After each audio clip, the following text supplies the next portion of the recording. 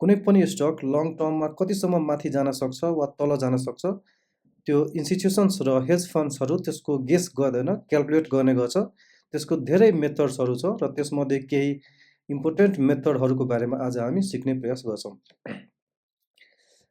So यसको केही मेथड्सहरूको बारेमा कुरा गर्दाखेरि फर्स्टमा आउँछ डिस्काउन्टेड क्यास फ्लो मेथड, सेकेन्डमा छ पी मल्टिपल्स, थर्डमा कोम्प्स, फोर्थमा पिइजी प्राइस अर्निङ ग्रोथ र फिफ्थमा एनालिस्ट टार्गेट र सिक्समा मोन्टी कार्लो। यो normally discounted cash flow method यदि तपाईँ 3 वर्षदेखि लिएर 10 वर्षको लागि सोचेर इन्भेस्ट गर्दै हुनुहुन्छ भने त्यसको लागि यो काम लाग्छ। पी मल्टिपल्स 1 to 5 इयर्सको लागि, कोम्प्स चाहिँ 1 to 3 इयर्सको लागि, पिइजी 1 to 5, एनालिस्ट टार्गेट जुन चाहिँ त्यो ब्रोकरहरू वा इन्भेस्टमेन्ट ब्याङ्कर्सहरूले दिने गर्छ, त्यो नर्मली 6 to 8 मन्थको टार्गेट हुन्छ, त्यसको लागि यो काम लाग्छ। र मोन्टी कार्लो चाहिँ 1 to 10 इयरको लागि लाग्न सक्छ। बेस्ट फर योहरू छ डिफ्रेन्ट मेथडको अनुसारले। अब डिस्काउन्टेड क्यास फ्लो हामी सेकेन्डमा हेर्नेछौँ, किनकि अलिक कम्प्लिकेटेड छ, बुझ्नुभयो भने धेरै सजिलो छ, बट अलिक कम्प्लिकेटेड छ, त्यस कारणले यसलाई हामी सेकेन्डमा हेर्छौँ। सो फर्स्टमा प्राइस टु अर्निङ मल्टिपल्स हेर्ने हो भने यो मेथड कसरी युज हुन्छ वा के को लागि क्यालकुलेट गरिन्छ भन्दाखेरि प्राइस फरकास्ट गर्नको लागि क्यालकुलेट गरिन्छ। यो 3 to 5 इयरको लागि अलि राम्रो मानिन्छ। यो क्यालकुलेट गर्दाखेरि यसको फर्मुला के छ भन्दाखेरि फरवर्ड इपिएस, जुन इपिएस हामी फ्युचरमा यसको इपिएस कति हुन सक्छ त्यसलाई हामी टार्गेट पीले, त्यो फ्युचरको पीले मल्टिप्लाई गर्यो भने हाम्रो चाहिँ टार्गेट प्राइस आउँछ। अब कति इयर्सको लागि गर्ने हो त्यो अनुसारले हामी अहिले हेर्नेछौँ। सो फर्स्टमा हामीले यसको लागि के पत्ता लगाउनु पर्यो भने कम्पनीको करेन्ट प्राइस कति छ र त्यसलाई इपिएसले डिभाइड गर्यो भने, मल्टिप्लाई भनेको छु, डिभाइड गर्यो भने पी रेसियो आउँछ। अहिलेको करेन्ट प्राइसको पी रेसियो आउँछ, प्राइस टु अर्निङ आउँछ। त्यसपछि हामी चाहिँ इपिएस फरकास्ट गर्छौँ। इपिएस फरकास्ट चाहिँ 1 to 3 इयरको लागि गर्छौँ र इपिएस फरकास्ट कसरी गर्छौँ भन्दाखेरि हामी पास्टको डेटा हेरेर, पास्टको इपिएसको ग्रोथ हेरेर हामी चाहिँ फ्युचरको इपिएस फरकास्ट गर्छौँ। जस्तै कि हामी 10 वर्षको वा 20 वर्षको इपिएस, पास्टको इपिएसको ग्रोथ कस्तो छ त्यसको एनालाइसिस गरेर हामी चाहिँ फ्युचरमा पनि त्यही हिसाबले जान सक्छ भनेर एउटा एजम्सन लिएर हामी चाहिँ त्यसको फ्युचर फरवर्ड इपिएस क्यालकुलेट गर्छौँ। त्यसपछि हामी चाहिँ पी रेसियोलाई पनि टार्गेट पी रेसियो क्यालकुलेट गर्दाखेरि हामी चाहिँ सेक्टरको एभरेज वा हिस्टोरिकल सेक्टरको पनि लिन सक्छौँ वा त्यो कम्पनीको पनि पी सेम इपिएसको तरिकाले पीको ग्रोथ कति माथि गइरहेको छ पी र एभरेजमा 10 वर्ष वा 20 वर्ष 5 वर्षमा कति छ त्यो अनुसारले हामी क्यालकुलेट गर्छौँ र त्यो कम्पनीको ग्रोथहरू हेरेर पनि पीमा फरक आउन सक्छ। त्यो हेरेर चाहिँ हामी चाहिँ फरवर्ड पी क्यालकुलेट गर्छौँ। त्यसको डिटेल मेथडहरू छ। अब यो सर्ट भिडियोमा त त्यो डिटेल सम्भव छैन, बट जस्ट एउटा बर्ड आई भ्यू तपाईँलाई म दिने कोसिस गर्छु। टार्गेट प्राइस कसरी निकाल्ने अगाडि अब फ्युचर इपिएस इन्टु हामी चाहिँ फ्युचर पीलाई मल्टिप्लाई गर्यो भने त्यो कति वर्षको लागि हो त्यो अनुसारले हामी निकाल्न सक्छौँ। र त्यसपछि हामी कम्पेयर गर्छौँ कि अब यदि 5 वर्षको लागि निकाल्यो भने 5 वर्षको टार्गेट प्राइस कति आयो र अहिलेको प्राइस कति छ, त्यो दुवैलाई कम्पेयर गर्यो भने हामी कति माथि जाने पोटेन्सियल छ वा कति तल जाने पोटेन्सियल छ त्यो चाहिँ कम्पेयर गर्न हामीलाई मद्दत पुर्याउँछ। इक्जाम्पल हेर्ने हो भने यो माइक्रोसफ्टलाई इग्नोर गर्नु होला, यो सबै इक्जाम्पलहरू हाइपोथेटिकल छ। यो मैले धेरै पहिला यो बनाएको स्लाइड हो। सो मानौँ कि कुनै कम्पनीको यसलाई यो हटाएर एबिसी राख्ने हो भने, एबिसी लिमिटेड राख्ने हो भने अब करेन्ट प्राइस एबिसी लिमिटेडको 375 छ मानौँ, होइन, र करेन्ट इपिएस 11.45 को छ। करेन्ट पी निकाल्यो भने हामी यो करेन्ट प्राइसलाई इपिएस मा डिभाइड गर्यो भने हाम्रो अहिलेको प्राइस टु अर्निङ आउँछ हैन। त्यसपछि अब 1 इयर इपिएस फोरकास्ट हामी निकाल्छौँ। जस्तै कि इपिएसको ग्रोथ त्यही मैले भने कम्पेयर गरेर पास्टको डेटा कम्पेयर गरेर कुन हिसाबले इपिएस ग्रोथ भइरहेको छ, 1 इयरमा कस्तो ग्रोथ छ वा कमसेकम 3 इयरको 5 इयरको एभरेज कस्तो ग्रोथ छ, त्यो अनुसारले ग्रोथ कम्पेयर गरेर मानौँ कि यो अहिले 11.45 को इपिएस छ र 1 वर्षपछि हामी त्यो क्याल्कुलेसनको हिसाबले 13.20 इपिएस निकाल्यौँ। त्यस्तै 3 वर्षपछि हामीले 17.80 इपिएस निकाल्यौँ भने र त्यही अनुसारले टार्गेट पी पनि हामी निकाल्यौँ। त्यो सेक्टरको average plus growth premium multiply गरेर सेम जुन हिसाबले तपाईँले इपिएस निकाल्नुभयो त्यही हिसाबले पी पनि निकाल्यो र मानौँ कि यो 35 को मल्टिपल आयो एभरेजमा भनेपछि हामी फर्स्ट इयरको टार्गेट प्राइस स्टकको टार्गेट प्राइस निकाल्दाखेरि कति हुन्छ, यो तपाईँको फर्स्ट इयरको इपिएस इन्टु यो एभरेज पी गऱ्यो भने हाम्रो चाहिँ फर्स्ट इयर 1 वर्षको टार्गेट प्राइस यति हुन्छ। करेन्ट प्राइस तपाईँको 375 थियो भने 1 वर्षपछि यसको प्राइस यति हुन्छ भनेर हामी चाहिँ एक्सपेक्ट गर्न सक्छौँ 462। त्यस्तै 3 इयरको पनि अब 3 इयरको इपिएस फोरकास्ट कति छ 17.80 को छ र त्यही अनुसारले एभरेज पी हामी मल्टिप्लाई गऱ्यो भने 3 इयरको टार्गेट प्राइस त्यो स्टकको कति आउँछ भन्दाखेरि 623 को आउँछ। सो यसको यो दुवैको कम्पेयर गर्ने हो भने 3 वर्षमा कति अपसाइड जाने पोटेन्सियल छ, 66% को अपसाइड पोटेन्सियल छ भनेर बुझ्न सकिन्छ हामीले। र त्यस्तै 12 महिनासम्म कति प्राइस कुन रेन्जमा चल्न सक्छ भन्दाखेरि हामी यो रेन्ज निकाल्न सक्छौँ यो मेथडबाट। अब यसको स्ट्रेन्थ यो मेथडको के हो भन्दाखेरि यो सिम्पल क्याल्कुलेसनमा एकदमै सिम्पल छ, फास्ट गर्न सकिन्छ। यसको लागि धेरै मेहनत केही गर्नु पर्दैन, युनिभर्सली अन्डरस्टुड छ र कम्पेयर पनि सेक्टरसँग कम्पेयर गर्न पनि एकदमै सजिलो हुन्छ। लिमिटेसनमा के छ भन्दाखेरि जुन अनप्रफिटेबल कम्पनी छ, जुन कम्पनीको प्रफिट छैन, अब प्रफिट छैन भने यो मेथड युज पनि गर्न सकिँदैन। सो त्यो यसको लिमिटेसन भयो। सेकेन्डमा अब हामी डिस्काउन्टेड क्यास फ्लो हेर्ने हो भने यो चाहिँ यो डिस्काउन्टेड क्यास फ्लो सबैभन्दा बढी युज गर्ने भनेको इन्स्टिट्युसनहरूले यसलाई ब्याकबोन पनि मानिन्छ।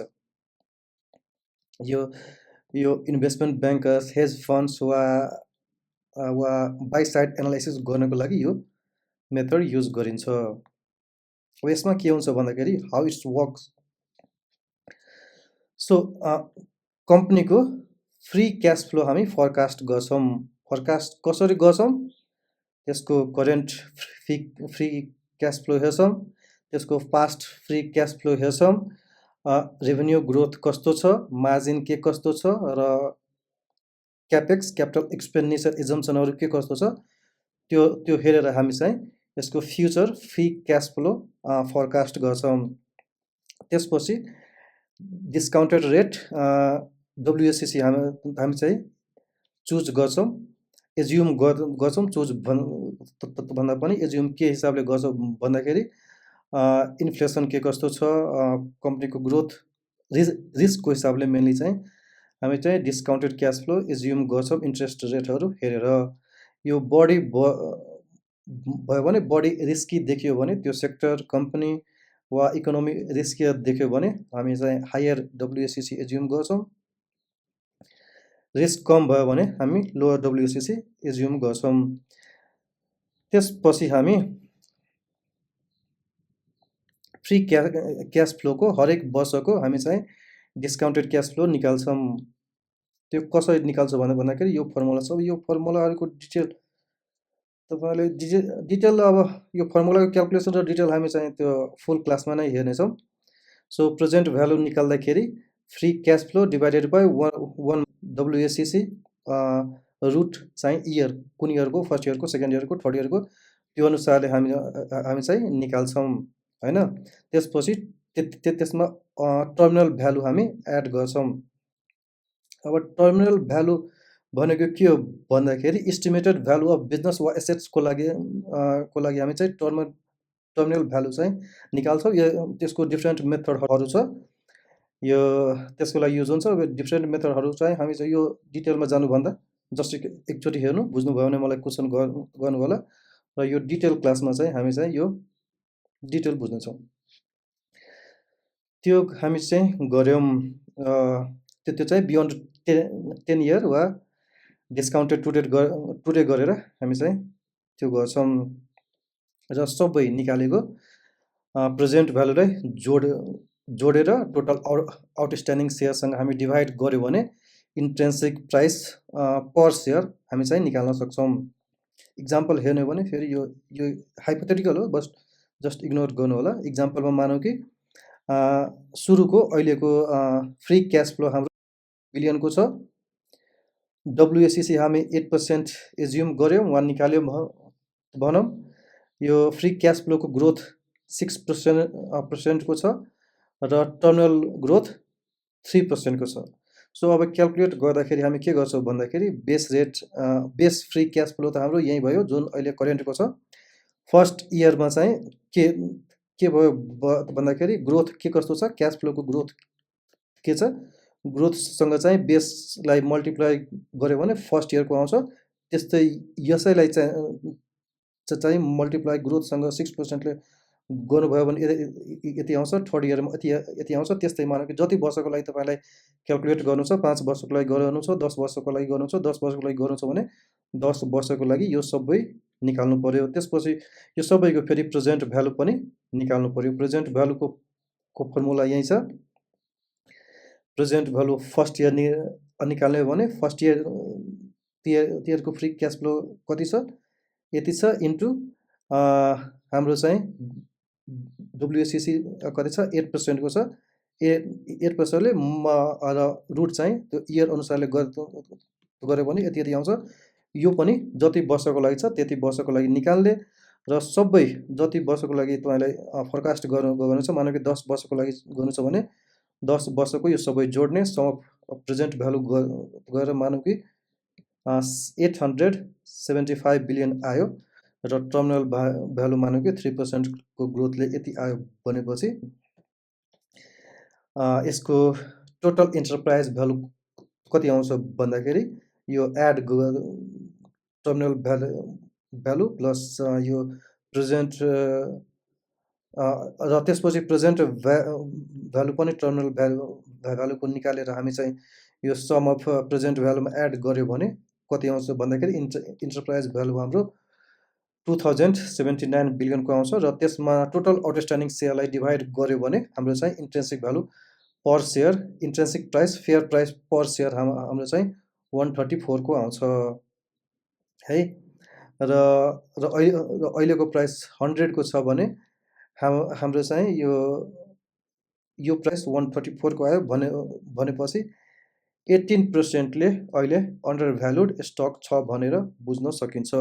अहिलेको प्रेजेन्टको प्राइस 18%ले अन्डर भ्यालुड छ भनेर बुझ्न सकिन्छ र यसले यो मेथडले चाहिँ बाई सिग्नल दिन्छ। यसको स्ट्रेन्थमा हाइली कस्टमाइज यसलाई गर्न सकिन्छ किनकि टर्मिनल भ्यालुको पनि मेथडहरू छ। यो जम्सनहरू पनि टोटली मेथडहरूमा बेस हुन्छ।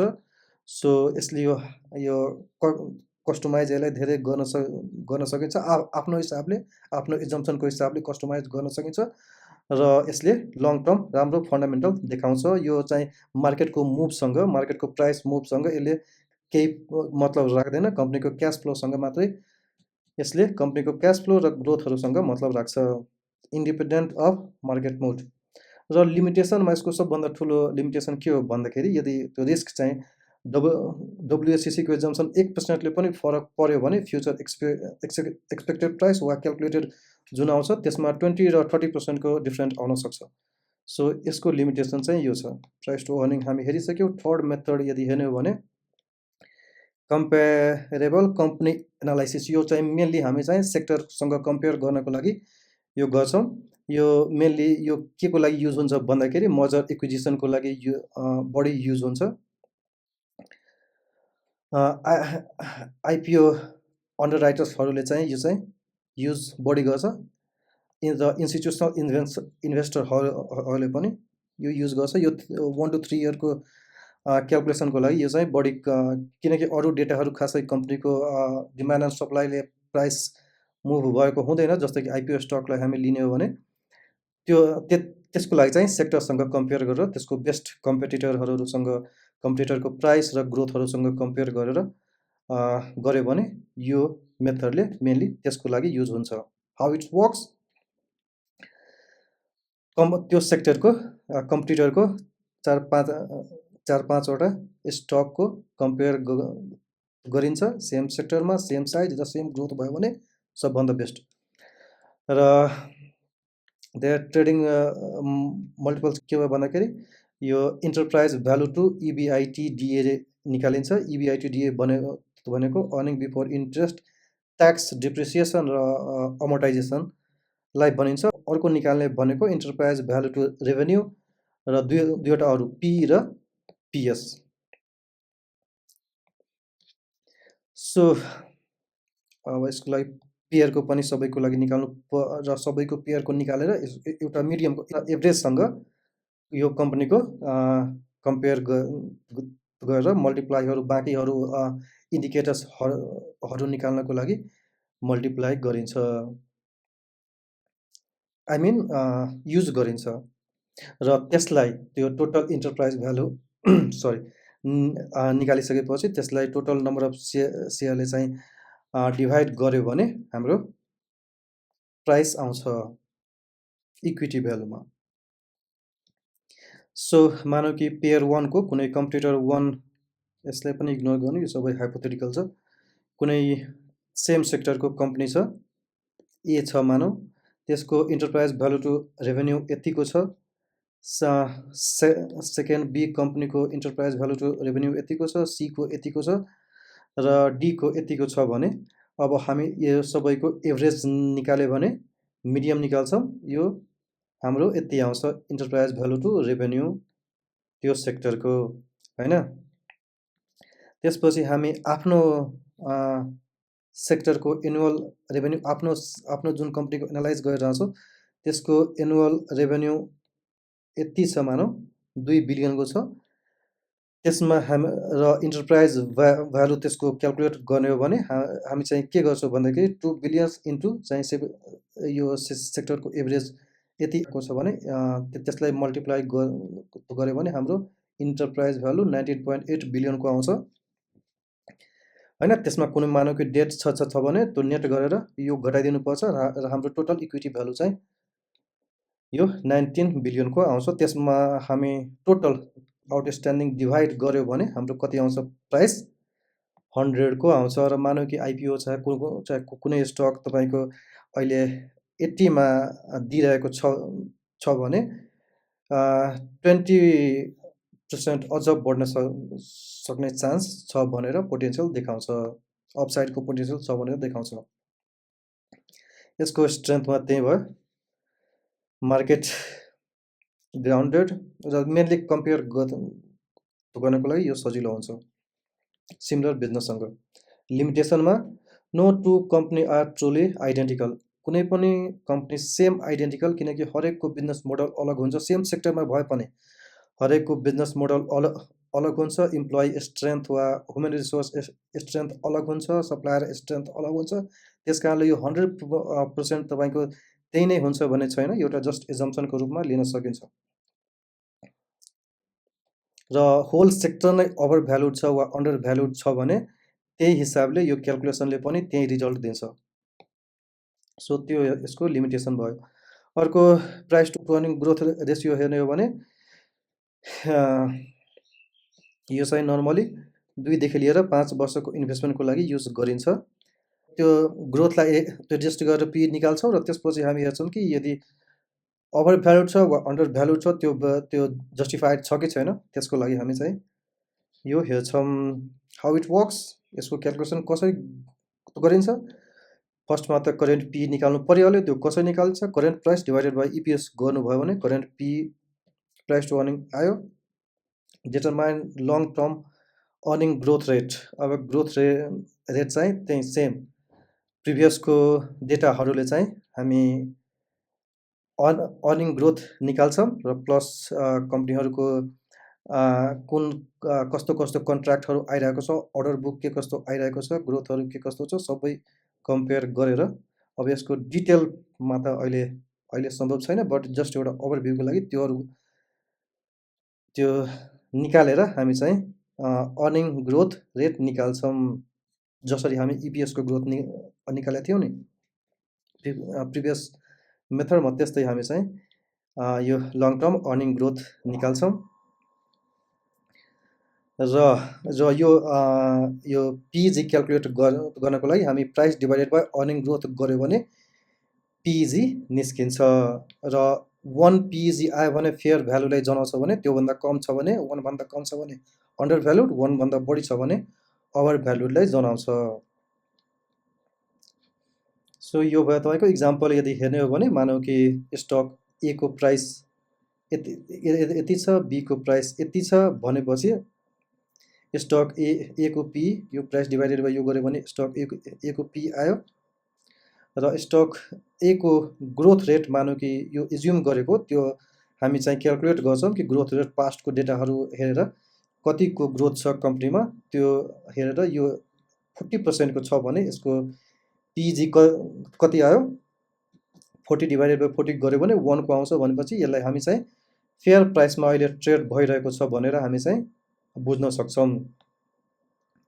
त्यस्तै मानौँ कि कुनै स्लो ग्रोथको कम्पनी छ र त्यसको प्राइस अहिलेको 150 छ, इपिएस 7.5 छ भनेपछि पी तपाईँको यो दुईटैलाई डिभाइड गर्यो भने 20 को आउँछ। र ग्रोथ रेट मानौँ कि यसको 8 छ भने यसको पिजी कति आयो, 2.5 को आयो। यो हाइली एक्सपेन्सिभ देखायो, त्यस कारणले यसले ग्रोथलाई बढी यो मेथडले रिवार्ड गर्ने गर्छ।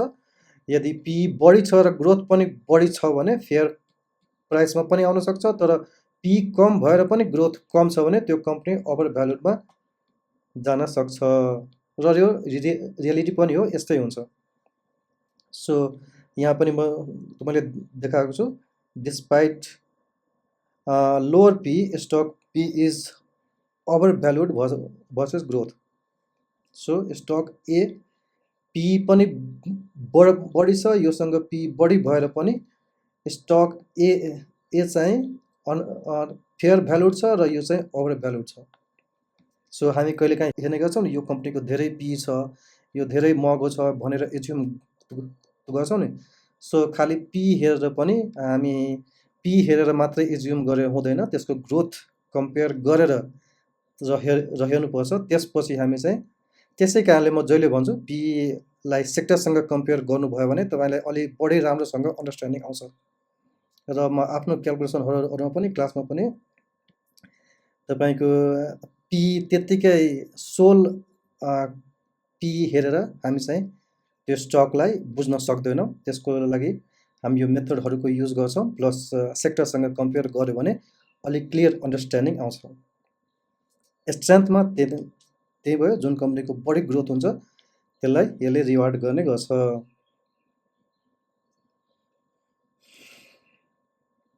र यसको लिमिटेसनमा यो म्याच्योर कम्पनीहरूको लागि अलि कम युज गरिन्छ, किनकि यसले मेनली ग्रोथमा फोकस गर्छ यो मेथडले।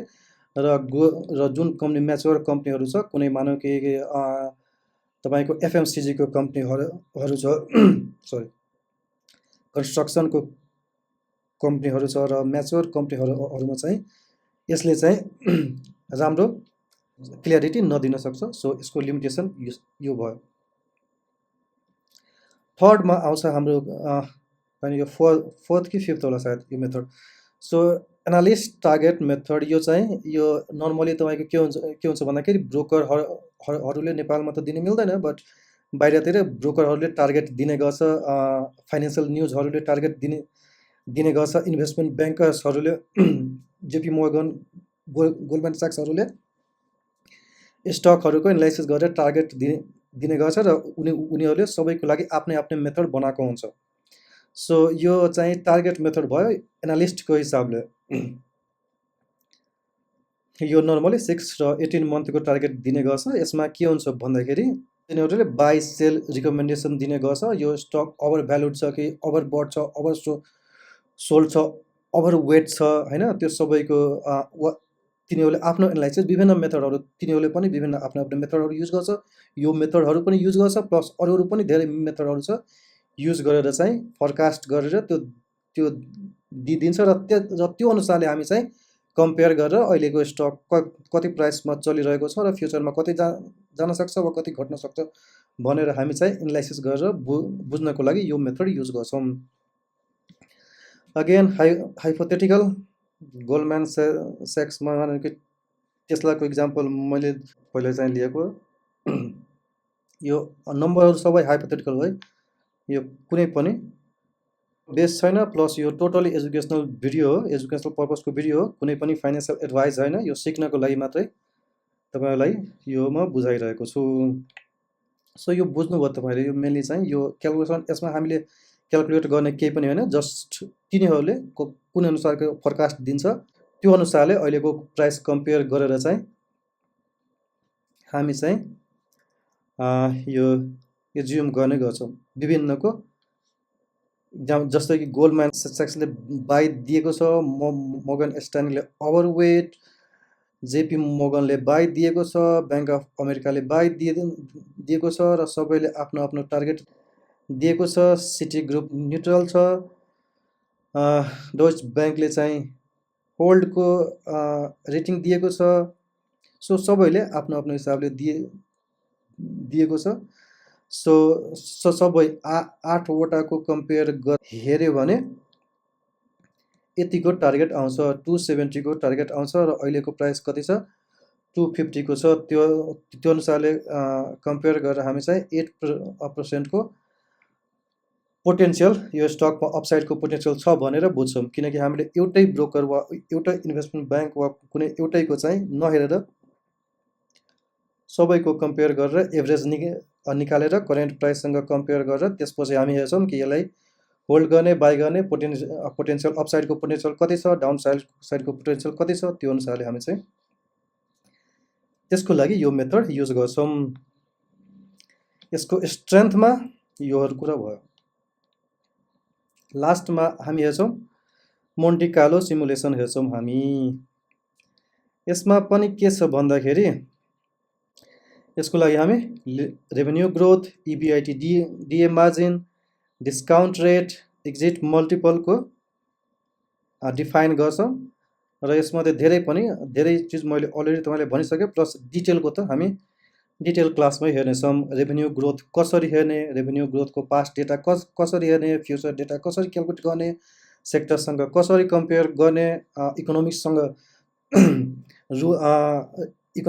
कसरी कम्पेयर गर्ने, त्यसको लागि गभर्मेन्टले के कस्तो रुल निकालेको छ, के कस्तो प्रमोट गरिरहेको छ कि अलि इग्नोर गरिरहेको छ कि त्यसलाई डाउनसाइज गर्ने कोसिस गरिरहेको छ, त्यो सबै हेरेर चाहिँ हामी ग्रोथ प्रेडिक्ट गर्ने गर्छौँ।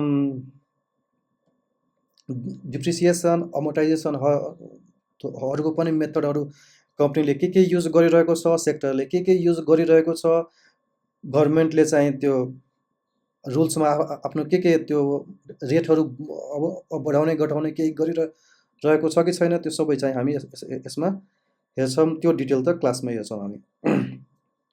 सो सबै भेरिएबल्सको प्रोबेबिलिटी यो अलिक बढी टेक्निकल हुन जान्छ, तपाईँहरू यसलाई डिटेलमा बुझ्नु भएन भने अलि गाह्रो हुनसक्छ, बट एउटा जस्ट बर्ड आइज भ्यू तपाईँ लिन सक्नुहुन्छ। सो मेन स्ट्यान्डर्ड डेभिएसनहरू निकाल्नु पर्छ। यसको लागि तपाईँ स्ट्याट पढ्नु भएको छ भने झनै सजिलो भइहाल्छ, प्लस अचेल त केही पढ्नु पर्दैन, एआई युज गरेर गर्न सक्नुहुन्छ, प्लस क्यालकुलेटरहरू त छँदैछ होइन।